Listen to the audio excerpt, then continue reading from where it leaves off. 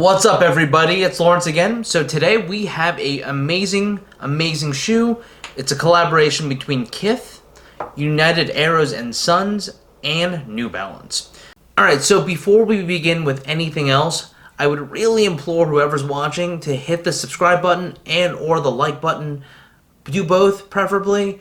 I just kind of looked at my stats, and about 99% of people that come watch my videos do not subscribe. And so I think it's kind of sad. I do put out a lot of content, and I really do try to help the community out. So if you can help me out in more subscriptions, that would be amazing. Thank you so much. So with that, this shoe is part of a much larger release done by Kith. There are 6 total pairs in this collaboration.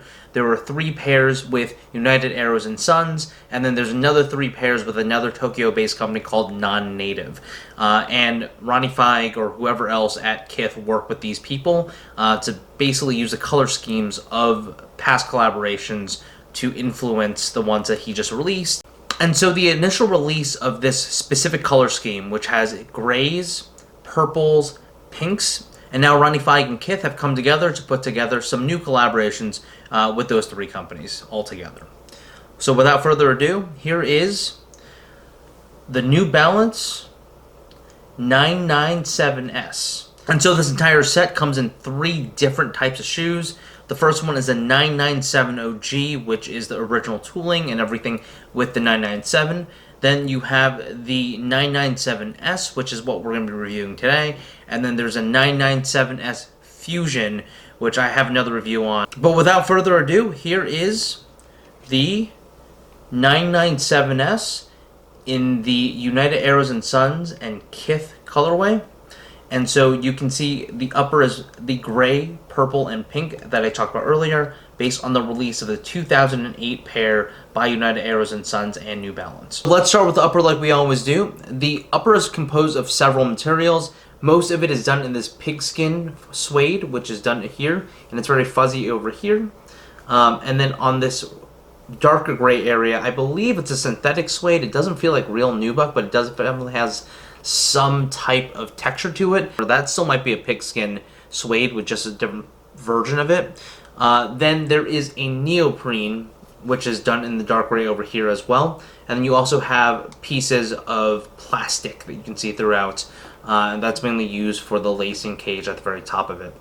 Moving on to other color pieces, there's this pink plastic piece over here as well. And then finally in the very back, like I said, I'm not sure if this is a real suede, but it's the same type of pebbling that we have over here, done in black to finish out the heel. And then you have a tab over here that says 997.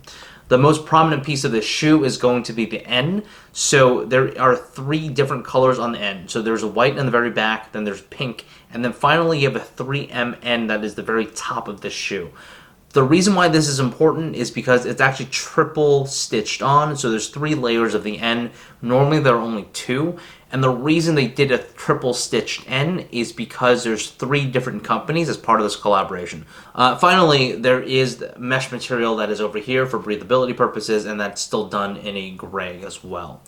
What is really interesting about this specific shoe and the 997S is that it brings on board something completely different, which is this booty-like construction made out of neoprene. And so this is actually all one major piece of an upper, fused with kind of the OG style of the 997, which from the front of the shoe looks like that. Hybrid, I'd say, of a very OG style with something that's new. Looking at the top of the shoe, you are going to see specifically white lacing, and that white lacing is done in a flat style lace, and the very top of the shoe over here has 997S printed on it in a black as well as pink. Going to the back of the shoe, you're going to see a pink piece over here, which is part of the heel cup. It says Outsole on it, which is one of the technologies that New Balance uses. And much like every other Ronnie Fieg collaboration, there are a ton of lace options. You have the white ones that come with the shoe itself. That's the one I prefer, and that's the one I'm going to keep. Then you have these purple ones, which are over here, which I could use in the summer probably. Then you have these pink ones, gray ones to match the rest of the shoe for a neutral tone, and finally a black one to also match the back of the shoe. Going over to the midsole, you are going to see a cream color back here, which is the adsorb technology, as well as the ENCAP Reveal. ENCAP Reveal is also kind of their foam that's supposed to add stability as well as comfort. And finally, in the very front of the shoe, you are going to see this white panel as well. And then you're also going to see a little purple that is in between the two pieces of the shoe. Moving over to the outsole, you're going to see nothing but a black and white outsole. Really nothing special here. There is something I do want to note. It says motion control device. Does anyone know what this technology is? If you do, leave it in the comments below. It uses ENCAP Reveal, which is a really, really crappy name for a lighter foam than the typical ENCAP that they use for most of the other shoes. And so this tooling for the 997S is completely brand new. Alright, so what are my thoughts on this shoe? Let's start with comfort. What's really weird is I actually do not like the booty construction on this. It's still a very comfortable shoe, but I just don't think New Balance does this really, really well. Nike as well as Adidas just does it better, and I feel like New Balance should probably stick with how they normally produce shoes.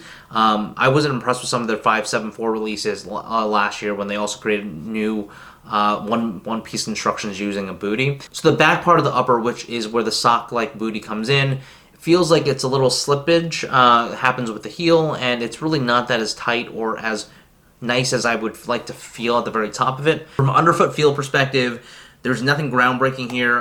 If you've ever worn a pair of New Balances, these feel pretty similar. The new tooling with ENCAP Reveal is supposed to make it a lot lighter. It doesn't feel like it's a light shoe, so I don't really see the point. From a style perspective, I absolutely love this shoe. I was really, really glad that it was not hard to get for me. I just went down to the store, put them on, tried them on, and then walked out with them at the store. I really like the retro feel of the way the cream kind of comes into it, and then the hints of the white and purple really, really speak to me. I've only worn this shoe for probably a handful of hours, probably 4 to 5 hours, and automatically I already got a compliment on the street from coworkers as well as some random dude on the subway, so that's always a fucking good sign. In terms of sizing, I would definitely go with half size down on these.